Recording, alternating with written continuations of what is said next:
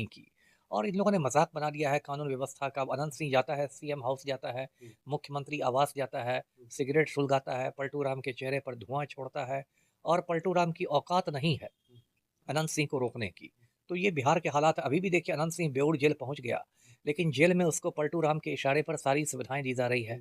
उसको मोबाइल की सुविधा मिली हुई है, वो मोबाइल पर अपने गिरोह का संचालन करेगा।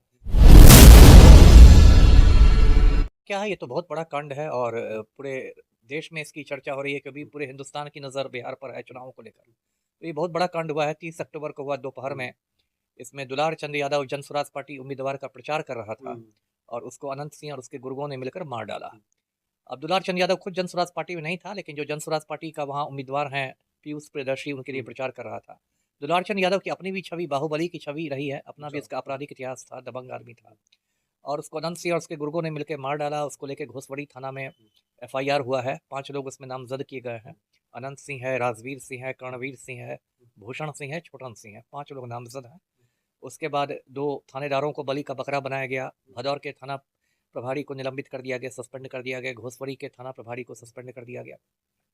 उसके बाद इलेक्शन कमीशन का चाबुक चला, तो बाढ़ के जो एसडीओ थे चंदन कुमार, उनको हटा दिया गया, जो मोकामा के रिटर्निंग ऑफिसर भी थे। बाढ़ के 2 एसडीपीओ को हटा दिया गया, राकेश कुमार और अभिषेक सिंह को। अभिषेक सिंह को तो सस्पेंड भी कर दिया गया। उसके बाद ग्रामीण एसपी पटना को हटा दिया गया। और इस पर जब चौतरफा दबाव पड़ा, तो अपना कल आधी रात समझ जाइए, आधी रात के समय इसको, मतलब पटना का सीनियर एसपी गया, कार्तिकेय शर्मा ने जाकर इसको उठाया अनंत सिंह को, और अनंत सिंह को अब बेऊर जेल में भेज दिया गया है। अनंत सिंह जेडीयू का बहुत बड़े नेता है। नीतीश कुमार कहते हैं हमने करप्शन खत्म कर दिया, हमने गुंडे को खत्म कर दिया। वो वही समझिए, नीतीश कुमार कितना बड़ा पाखंडी आदमी है। कहते हैं ना कि हाथी के दांत खाने के और होते हैं, दिखाने के और होते हैं। नीतीश कुमार बोलते हैं कि सुशासन है, हम ना किसी को फंसाते हैं, हम ना किसी को बचाते हैं, है ना। और बड़े बड़े डायलॉग मारते हैं कि हमने जंगल राज को खत्म कर दिया, 2005 के पहले तो ऐसा होता था, वैसा होता था। लेकिन खुद जो पलटू राम है मुख्यमंत्री हमारे, वो अनंत सिंह के चपरासी बने हुए हैं, और आज से नहीं सालों से अनंत सिंह की मदद की जा रही है। देखिए, पिछले साल 14 अगस्त को पटना हाईकोर्ट ने अनंत सिंह को रिहा कर दिया AK-47 मामले में। तो कायदे से बिहार सरकार को सुप्रीम कोर्ट में अपील करनी चाहिए थी हाई कोर्ट के फैसले के खिलाफ। लेकिन चूंकि पलटू राम खुद अनंत सिंह के गिरोह में शामिल हो चुके हैं, इसलिए बिहार सरकार ने कोई अपील नहीं की। और इन लोगों ने मजाक बना दिया है कानून व्यवस्था का। अब अनंत सिंह जाता है सीएम हाउस जाता है, मुख्यमंत्री आवास जाता है, सिगरेट सुलगाता है, पलटू राम के चेहरे पर धुआं छोड़ता है, और पलटू राम की औकात नहीं है अनंत सिंह को रोकने की। तो ये बिहार के हालात अभी भी देखिए, अनंत सिंह बेऊर जेल पहुंच गया, लेकिन जेल में उसको पलटू राम के इशारे पर सारी सुविधाएं दी जा रही है। उसको मोबाइल की सुविधा मिली हुई है, वो मोबाइल पर अपने गिरोह का संचालन करेगा। उसको सारी सुविधाएं मिली हुई है। इसलिए मैं आपके चैनल के माध्यम से मांग करता हूँ कि अनंत सिंह को तुरंत पटना के बेऊर जेल से दिल्ली के तिहाड़ जेल भेजा जाए, क्योंकि बेऊर जेल को तो ये मजाक बना के रखता है। जेल के सुपरिटेंडेंट को भी पता है, आईजी जेल को भी पता है कि पलटू राम अनंत सिंह के गिरोह में शामिल हो चुके हैं, इसलिए अनंत सिंह के खिलाफ कोई एक्शन नहीं लेता है। ये बेऊर जेल में कक्षपालों की पिटाई करवा देता है, वार्डरों की पिटाई करवा देता है। तो बेऊर जेल को तो इसने मजाक बना दिया है, तो कायदे से इसको तिहाड़ जेल भेजना चाहिए। जी। अभी जैसे आपने तस्वीर दिखा रहा है, इस तस्वीर में नीतीश कुमार जी जो देश के मुख्यमंत्री रहे और 20 साल, हाँ बिहार के मुख्यमंत्री रहे, और वो एक गुंडे के आगे हाथ जोड़े, बहुत बड़ी बात। यही यही बड़ी बात तो मैं दर्शकों को बता रहा हूँ कि क्या हालात हो गए हैं, कि ये लोग, प्रधानमंत्री मोदी आते हैं पटना, या गृह मंत्री अमित शाह, सब लोग जंगल राज की बात करते हैं कि 2005 के पहले ऐसा था, बिहार वैसा था। लेकिन आज 2025 में क्या हालत है? आज तो हालत जंगल राज से भी बदतर है। अब इसको आप महाजंगल राज कहिए, या राक्षस राज कहिए, या जल्लाद राज कहिए, लेकिन आज के हालत तो उससे भी बदतर है। जो मुख्यमंत्री पलटू राम अनंत सिंह के गिरोह में शामिल हैं, तो इसी की वजह से अनंत सिंह का इतना मनोबल बढ़ा हुआ है कि दिन दहाड़े वो खून कर रहा है। बताइए, 40-40 गाड़ियों को लेके घूम रहा था वो, है ना। चुनाव आयोग के सभी नियमों की, आचार संहिता की धज्जी उड़ा रहा है खुल्लम खुल्ला। जी। पढ़े लिखे मुख्यमंत्री हैं, उसके बाद एक गुंडे के आगे और एक जाहिल है। मैं तो आई थिंक मैं समझता हूँ जाहिल ही है, क्योंकि बिहार के बोलते हैं 250 विधानसभा जीत जाएंगे। अब बताइए, उसके आगे हाथ जोड़े अनंत सिंह कितना बड़ा जाहिल है। कहता है कि हम लोग 250 सीटें जीत रहे हैं, और बिहार विधानसभा में कुल सीटें 243 है, और उसके सामने ये हमारे पलटू राम हाथ पैर जोड़ के खड़े हैं। तो ये कितने शर्म की बात है। पलटू राम ने मुख्यमंत्री की गरिमा को तार तार कर दिया है, मुख्यमंत्री पद की गरिमा को मिट्टी में मिला दिया है, और पूरे बिहार के लिए शर्मिंदगी की बात है कि जो राज्य का मुख्यमंत्री है, चीफ मिनिस्टर है, वो एक माफिया डॉन के गिरोह में शामिल हो गया है। जी। अभी हाल ही में इसने एक पत्रकार को बोला हम तुम्हारी हत्या कर देंगे, सरकार क्या कर लेगी। अब आप खुद समझिए, पहले इसने एक पत्रकार को की पिटाई भी की थी। टाइम्स नाउ का रिपोर्टर था पटना में, प्रकाश सिंह, वो कुछ साल पहले मुझे लगता है 2006 या 7 की बात है, इससे इंटरव्यू लेने गया था, उसकी इसने काफ़ी पिटाई की थी। एक खुलेआम खून की नदियाँ बहाता है, जनता है या बिहार क्या कहे पूरे हिंदुस्तान की जनता है, उसकी मानसिकता इतनी सड़ गई है कि वो जाति और धर्म के नाम पर गुंडे मवालियों को हीरो बनाती है। मैंने बिहार में पढ़े लिखे भूमिहारों को देखा है अनंत सिंह की दलाली करते हुए, पढ़े लिखे राजपूतों को देखा है आनंद मोहन की दलाली करते हुए, पढ़े लिखे मुसलमानों को देखा है शहाबुद्दीन की दलाली करते हुए। तो ये लोग जाति और धर्म के नाम पर गुंडे मवालियों को हीरो बनाते हैं, एमएलए बनाते हैं, एमपी बनाते हैं, और जब फिर क्राइम बढ़ता है तो नेहरू जी की आलोचना करते हैं, नेहरू जी को क्रिटिसाइज करते हैं। जी। सुनने में आया कि इन्होंने अपने क्षेत्र में भी कोई काम नहीं किया जब तक ये विधायक है। कई बार विधायक ने क्षेत्र में काम नहीं किया। नहीं, नहीं, काम क्या करेगा, काम क्या करेगा, ये खाली एनटीपीसी के ठेके लूटता है। एनटीपीसी के ठेके में इसने करोड़ों रुपए बनाए हैं। पटना में इसके 2-2 बड़े होटल हैं, होटल बुद्धा हेरिटेज है, होटल बुद्धा इन है। अभी 3 करोड़ रुपए की बुलेट प्रूफ गाड़ी में घूम रहा है। अब बताइए कितने शर्म की बात है, बिहार हिंदुस्तान का सबसे गरीब राज्य है और एक आम बिहारी के लिए मतलब रोटी नून जुटाना मुश्किल है, और एक माफिया 3 करोड़ की गाड़ी में घूम रहा है। इसके बावजूद पब्लिक को होश नहीं आ रहा है, और पब्लिक का जो दिमाग जाति और धर्म ने खराब कर दिया, उसकी वजह से ऐसे गुंडे मवाली विधानसभा पहुंच जाते हैं, संसद में पहुंच जाते हैं। जी। आचार संहिता लगा हुआ था, उसके बाद इसने एक नेता की हत्या की अनंत सिंह ने। इससे नीतीश कुमार की छवि पे कितना असर पड़ेगा? अब नीतीश कुमार की छवि तो ऐसे ही मिट्टी में मिल चुकी है। पूरा हिंदुस्तान जानता है कि ये पलटू राम है, कब पलट जाए किसी को नहीं मालूम। पूरा हिंदुस्तान जानता है कि ये अनंत सिंह के आज्ञाकारी चपरासी हैं। तो नीतीश कुमार के तो अब दिमाग ने भी काम करना बंद कर दिया है। आप कभी देखेंगे नीतीश कुमार राष्ट्रगान के समय उछल कूद मचाने लगेंगे, कभी एक किसी आईएएस ऑफिसर के सर पर उठाकर गमला रख देंगे, कभी किसी महिला पर झपट्टा मारने लगेंगे। तो नीतीश कुमार की छवि अब बची कहाँ है। जी। जिस तरह से 48 घंटे बाद गिरफ्तारी हुई है, खुद लोग बोल रहे हैं कि विपक्ष जब आवाज उठाने लगा उसके बाद शायद ये चुनाव ना होता तो गिरफ्तारी भी नहीं होती। वही बात है।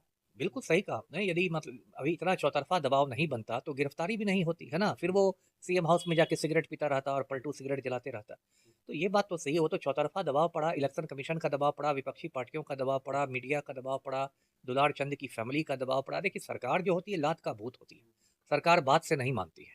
आप सरकार से उम्मीद करेंगे कि सरकार सद्बुद्धि से काम करेगी, ठीक, तो वो नहीं होता है। सरकार लात का भूत होती है। जब चारों ओर से लात पड़ती है सरकार को, तब सरकार एक काम करती है, चाहे वो भारत सरकार हो या बिहार सरकार हो। जी।